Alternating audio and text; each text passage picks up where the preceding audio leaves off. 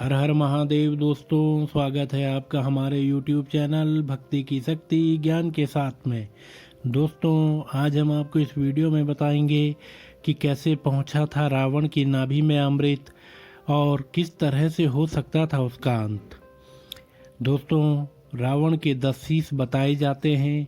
इसके अलावा उसे वेदों सहित अन्य विषयों का भी काफ़ी ज्ञान था, लेकिन उसे इस ज्ञान का घमंड बहुत था, इसलिए वह कई बार अहंकार में आकर लोगों को परेशान करता था।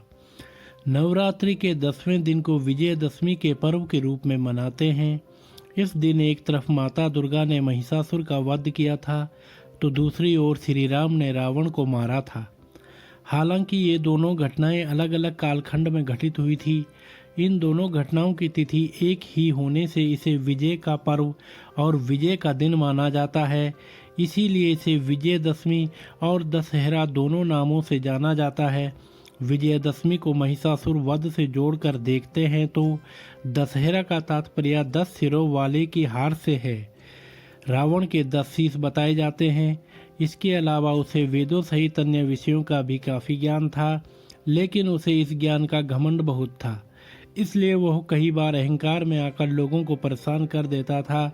इसीलिए वह राजा बलि, सुग्रीव के भाई बाली, सहस्त्रार्जुन और अन्य कई राजाओं से युद्ध हार गया था। इसके बाद रावण अपने आप को अमर और शक्तिशाली बनाने के लिए ब्रह्मा जी की तपस्या में जुट गया। उसे देख बाद में उसके भाई कुंभकर्ण और विभीषण भी उसके साथ तपस्या में आ गए। ब्रह्मा जी फिर रावण के पास आए। रावण ने कहा, पितामह, मुझे अमरता का वरदान चाहिए। ब्रह्मदेव ने कहा, वो मेरे लिए देना संभव ही नहीं है, लेकिन रावण नहीं माना। ब्रह्मा जी चले गए। रावण पुनः तप में लगा रहा और वर्षों बाद घोर तपस्या से ब्रह्मा जी फिर रावण के पास आए। उसको समझाया कि अजर अमरता वाला वरदान मत मांगो। तुम ज्ञानी हो, संसार के नियम को फेरने की शक्ति मुझ में नहीं। मैं मर्यादा में ही काम कर सकने की शक्ति रखता हूँ। पुत्र, तुम मेरी तपस्या बार बार कर रहे हो और मुझे व्यवधान हो रहा है, इसलिए जितना हो सकता है मैं उतना तुम्हें आज दे देता हूँ। तुम्हारी नाभि में एक अमृत कुंड प्रदान करता हूँ, और जब तक यह अमृत कुंड तुम्हारी नाभि में रहेगा तब तक तुम्हारी मृत्यु नहीं होगी। अगर तुम इस पर भी संतुष्ट नहीं हो और अजर अमर होना चाहते हो तो बेहतर है तुम महादेव की शरण में जाओ। महादेव की मैं नहीं जानता वो अमर होने का वरदान देंगे या कि नहीं, किंतु मेरे वश में तो नहीं है। रावण ने फिर ब्रह्मा जी से पूछा कि पितामह, यह अमृत कुंड नाभि में कब तक रहेगा? तब ब्रह्मा जी ने कहा, अग्नि बाण के अतिरिक्त इस अमृत कुंड को कोई नहीं सुखा सकता है। रावण ने सोचा, लगभग अमर होने जैसी बात है, क्योंकि अग्नि बाण का प्रयोग भगवान विष्णु के अतिरिक्त अन्य कोई नहीं कर सकता है।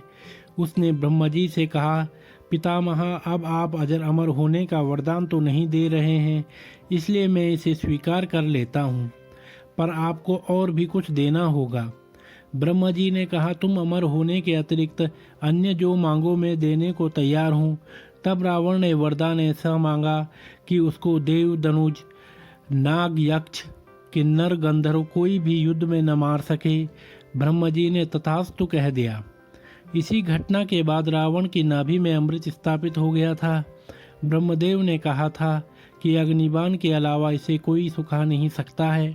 अग्निबाण का ज्ञान केवल श्री हरि को था, इसलिए जब तक नारायण खुद आकर नहीं मारते तब तक रावण का अंत नहीं होना था।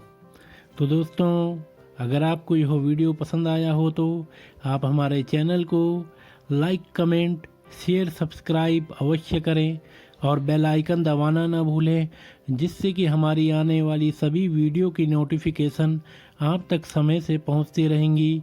तो आप सभी मित्रों का बहुत बहुत धन्यवाद।